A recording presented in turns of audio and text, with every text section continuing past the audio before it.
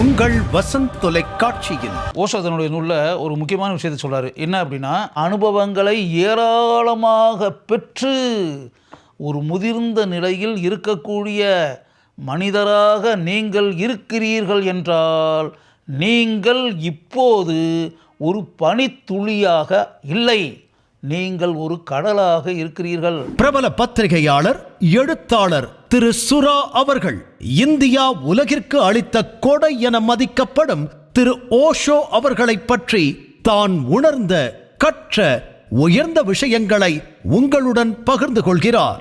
ஒரு வித்து எப்படி செடியாகவும் கொடியாகவும் மரமாகவும் வளர்ந்து இந்த உலக மக்களுக்கு பயனை தந்து கொண்டு இருக்கிறதோ, அதே போல இந்த உலகத்தில் பிறந்திருக்கக்கூடிய அனைவரும் இருக்க வேண்டும் என்று ஓஷோ கூறுகிறார். ஓஷோ உலகம் வரும் புதன்கிழமை காலை 10 மணிக்கு காணத் தவறாதீர்கள்.